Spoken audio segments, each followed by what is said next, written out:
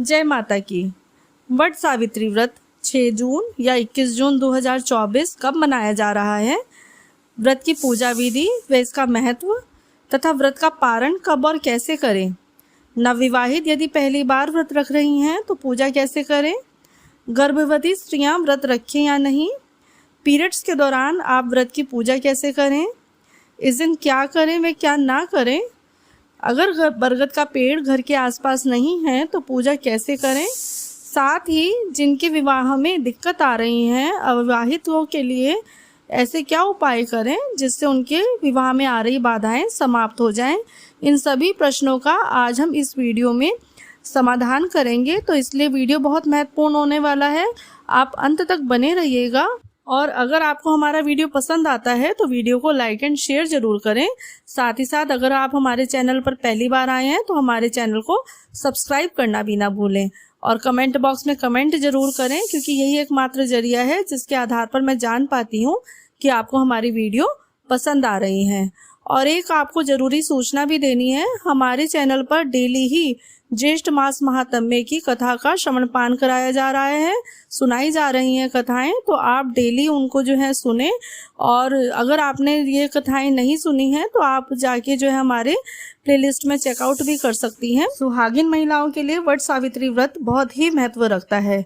करवा चौथ की तरह इस वट सावित्री व्रत भी बहुत ही कठिन व्रतों में से माना गया है। इसे सभी सुहागिन महिलाएं जो अपने पति की लंबी उम्र के लिए, परिवार की सुख समृद्धि के लिए रखती हैं। वट सावित्री व्रत की डेट को लेकर थोड़ा संशय बना हुआ है, क्योंकि अगर आप गूगल पर भी सर्च करते हैं तो कहीं ये 6 जून को बता रहा है और कहीं ये 21 जून को बता रहा है। तो देखिए, इसलिए संशय ये पैदा हो रहा है क्योंकि भारत में कई जगह ये ज्येष्ठ मास की अमावस्या तिथि को मनाया जाता है और कहीं पर ज्येष्ठ मास की पूर्णिमा तिथि को मनाया जाता है। उत्तर भारत की तरफ आप चले जाएं तो यहाँ पर ज्येष्ठ मास की अमावस्या तिथि जो 6 जून को पड़ रही है, दिन गुरुवार, तब मनाया जाएगा। तथा दक्षिण भारत की अगर तरफ जाएं तो 21 जून को जो है ज्येष्ठ मास की पूर्णिमा तिथि बन रही है। इस वजह से वहां पर 21 जून को जो है वट सावित्री व्रत रखा जाएगा। तो आप अपनी कुल परंपरा रीति रिवाज के अनुसार देख लें कि आपके यहाँ ज्येष्ठ मास अमावस्या तिथि को मनाया जाता है या ज्येष्ठ मास की पूर्णिमा तिथि को यह व्रत मनाया जाता है। तो जो जेठ मास की अमावस्या तिथि की शुरुआत जो है 5 जून को शाम 5:54 पर होगी, वह समापन 6 जून 2024 दिन गुरुवार को शाम 6:07 पर होगा। तो अगर हम उदया तिथि को देखें तो इस साल वट सावित्री व्रत जो अमावस्या तिथि को मनाया जाएगा वो 6 जून दिन गुरुवार को पड़ रहा है। तो इस दिन शनि जयंती भी है। और जो ज्येष्ठ मास की पूर्णिमा तिथि है वो 21 जून को सुबह 7:31 से प्रारंभ हो रही है और जो 22 जून अगले दिन शाम को 6:37 पर समाप्त होगी। क्योंकि पूर्णिमा तिथि पर जो है चंद्रमा की विशेष रूप से पूजा की जाती है, तो इसलिए अगर हम चंद्रमा का उदय देखें तो वो पूर्णिमा का जो चंद्रमा है वो 21 जून को पड़ रहा है। इसी वजह से ज्येष्ठ मास की जो पूर्णिमा तिथि है या पूर्णिमा का जो व्रत है या वट सावित्री का जो भी व्रत आप करेंगे वो 21 जून को मनाया जाएगा। तो आप अपनी कुल परंपरा के अनुसार देखिए कि ज्येष्ठ मास की अमावस्या तिथि को मनाया जाता है या ज्येष्ठ मास की पूर्णिमा तिथि को मनाया जाता है। इस दिन वट वृक्ष की पूजा किए बिना यह व्रत पूरा नहीं माना जाता। तो शास्त्रों के अनुसार इस दिन पूजन सामग्री का भी खास महत्व होता है, इसलिए आप पूजा की सारी सामग्री पहले से ही इकट्ठी कर लें। हम आपको बता रहे हैं तो पूजन की सामग्री क्या है, बाकी कम ज़्यादा जो भी आपकी रीति रिवाज है उसमें आप घटा बढ़ा लीजिएगा। तो इसमें जो है आपको जो है सावित्री और माता पार्वती की मूर्ति बनाने के लिए आपको गाय का गोबर, चावल और हल्दी का पेस्ट है, उसमें थोड़ा सा पानी मिलाकर मिश्रण बना लें और उससे आप माता पार्वती और सावित्री माँ की जो है मूर्ति बनाएं और उसके बाद उसका थापा बनाएं। इसके बाद जो है इसके साथ आपको चाहिए कच्चा सूत का धागा, बांस का पंखा, लाल कलावा, बरगद की एक कोपल, खरबूज, आम, केला, फूल, माला, बताशा, सिंदूर, रोली, इत्र, सुपारी, पान, लाल कपड़ा, अक्षत, सुहाग का सामान, दक्षिणा के लिए जो है जो भी धन सामग्री है वो, भिगोया हुआ चना। तो ये सब आपको सामग्री चाहिए। बाकी जो भी आपके जो है घर में रीति रिवाज के हिसाब से जो भी आप घटा बढ़ा सकती हैं आप वो कर लीजिए। और साथ के साथ कई जगह बायना भी दिया जाता है, तो बायना में आप अपनी श्रद्धा अनुसार दक्षिणा रखें, मिठाई रखें, फल रखें और कुछ वस्त्र का सामान भी रखें।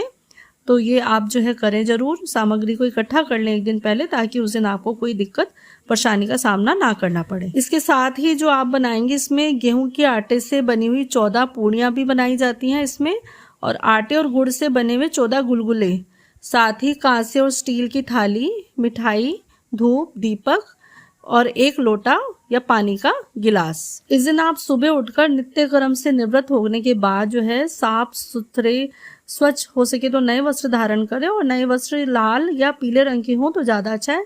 इस दिन काले नीले वस्त्रों का प्रयोग भूलकर भी नहीं करना है आपको, ये रंग जो है अशुभ माने जाते हैं पूजा की दृष्टि से।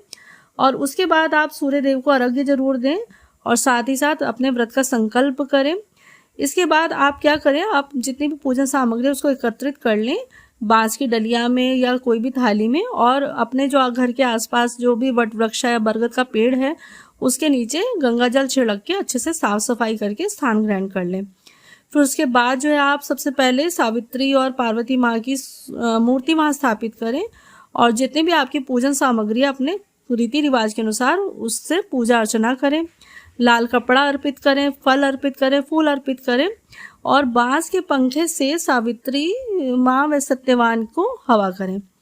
और बरगद के एक पत्ते को भी अपने बालों में ज़रूर लगाएं, क्योंकि ये काफ़ी शुभ माना जाता है इस दिन।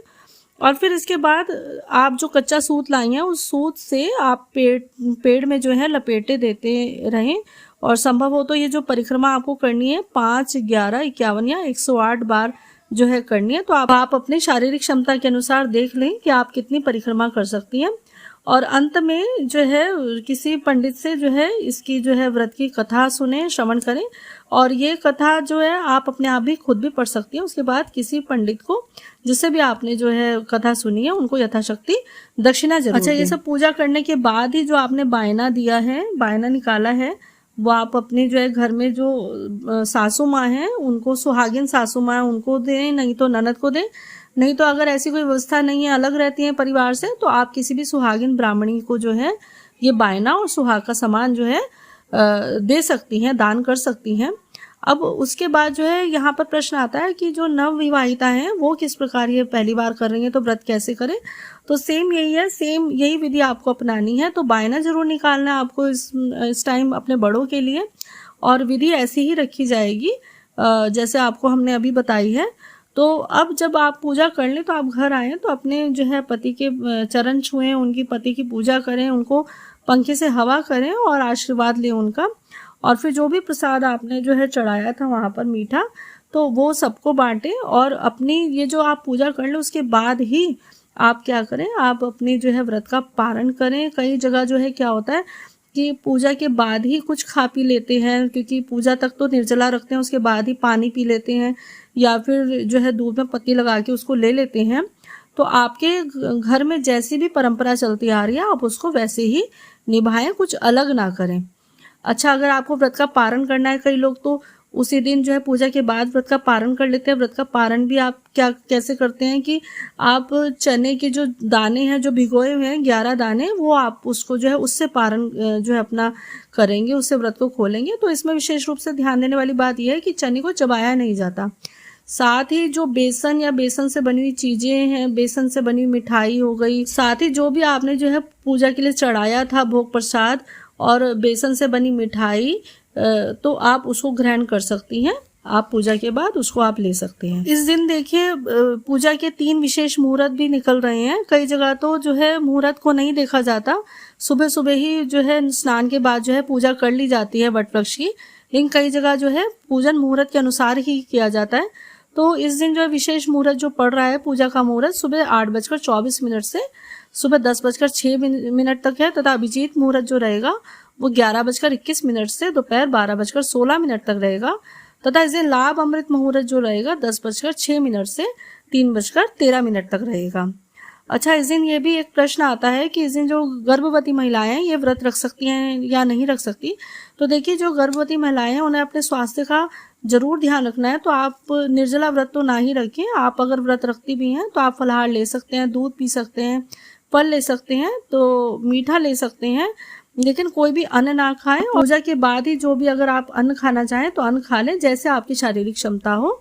यथाशक्ति आप वैसे ही करें। और एक बात जरूरी है, तो इसमें आप ज़्यादा परिक्रमा भी ना लगाएं, तो यथाशक्ति आप जितना परिक्रमा लगा सकते हैं 5 मेरे हिसाब से आप कम से कम परिक्रमा लें और मानसिक रूप से आप परिक्रमा लगाएं। तो इस अवस्था में आप शरीर का जरा ज़्यादा ध्यान दें और उसमें नहीं पड़े कि मैं 108 परिक्रमा लगाऊं या 51 परिक्रमा लगाऊं, तो ऐसा कुछ नहीं है। आप अपना मानसिक रूप से पूजा करें तो वो भी उतनी ही फलदायी होगी। तथा इस दिन एक ये भी प्रश्न पड़ता है कि इस दिन गुरुवार भी है, तो कई स्त्रियां गुरुवार का व्रत भी रखती हैं, तो क्या ये दोनों व्रत एक साथ रखे जा सकते हैं? तो आप बिल्कुल निश्चित रूप से दोनों व्रत एक साथ रखें। बस इसमें वट सावित्री की पूजा के बाद जो है आप इसमें अन्न ना खाएं, तो ये गुरुवार का व्रत भी आपका निश्चित रूप से होगा। और लेकिन इस दिन सुबह हम बाल धोएं ना धोएं, क्योंकि वट सावित्री व्रत की पूजा से पहले हम बाल जरूर धोते हैं, लेकिन गुरुवार है उस दिन तो बाल नहीं धोना है। तो आप क्या करें, एक दिन पहले ही बुधवार की शाम को आप अपने बालों को धो लें। अब देखिए ये प्रश्न उठता है कि पीरियड्स में वट सावित्री व्रत रखें या नहीं रखें, या जिनके पीरियड्स की जो डेट है वो समीप ही आने वाली है तो वो किस प्रकार करेंगे। तो देखिए सुहागिन महिलाओं के लिए वट सावित्री का व्रत बहुत ही महत्व रखता है, मगर अगर पीरियड शुरू भी हो जाए तो आप परेशान मत होइएगा। तो एक ये सामान्य बात है, प्राकृतिक बात है, तो इसमें आप कोई भी अपशकुन नहीं माने। अब जब सृष्टि का उत्पत्ति का आधार ही मासिक धर्म से है तो हम इसको अपशकुन बिल्कुल नहीं मान सकते।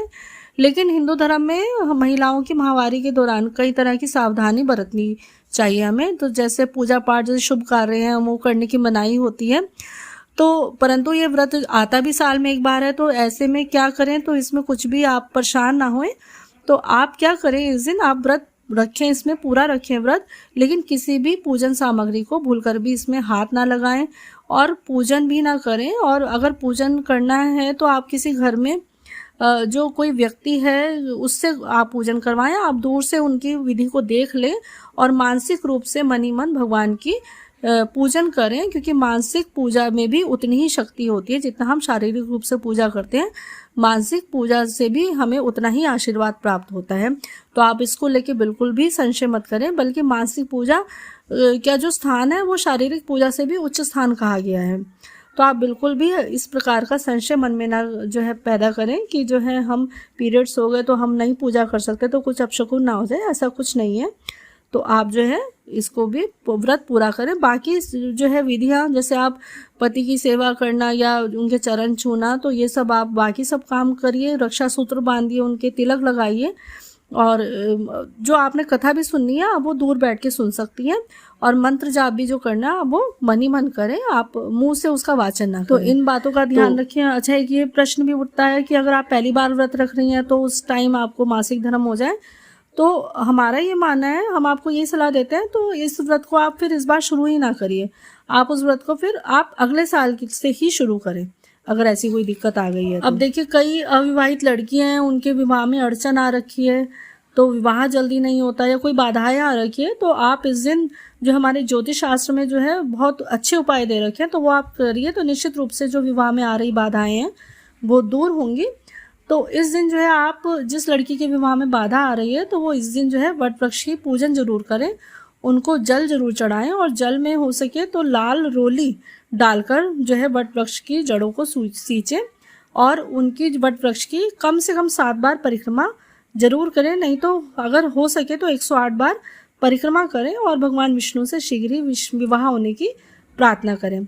दूसरा जो उपाय है कि इसमें भगवान शिव और माता पार्वती की पूजा करें। तो अगर भगवान शिव को चढ़ाएं, आप नारियल चढ़ाएं तो 3 जटा वाला नारियल चढ़ाएं, उनको अर्पित करें और इस मंत्र का जो है उच्चारण करें, ओम सृष्टिकर्ता मम विवाह कुरु कुरु स्वाहा। तो इस मंत्र का अगर आप जाप करके माता पार्वती और भगवान शिव की पूजा करेंगे तो निश्चित रूप से शादी में जो आ रही अड़चने हैं वो दूर होंगी। इस दिन बरगद के वृक्ष की पूजा का विशेष रूप से विधान है, क्योंकि वट वृक्ष को जो है पूरा भगवान का ही रूप माना जाता है। इसकी जड़ों में ब्रह्मा, तने में भगवान विष्णु और डालियों में भगवान शिव का वास होता है। और इसके नीचे जो लटकती हुई जटाएं हैं उसको देवी सावित्री का रूप माना जाता है। और यही माना जाता है अगर इस वृक्ष की पूजा करते हैं तो सभी प्रकार की मनोकामनाएं दूर होती हैं। तो इस दिन जो है महिलाएं जो हैं बरगद के वृक्ष की पूजा जरूर करती हैं और सावित्री के त्याग, पति प्रेम व पतिव्रता धर्म की कथा को सुनकर उन्हें याद करती हैं। और जो महिलाएं व्रत रखती हैं वे पुत्र पौत्र धन प्राप्ति उनको लंबे समय तक प्राप्त होती है और अंत में उनको ब्रह्मलोक की प्राप्ति होती है।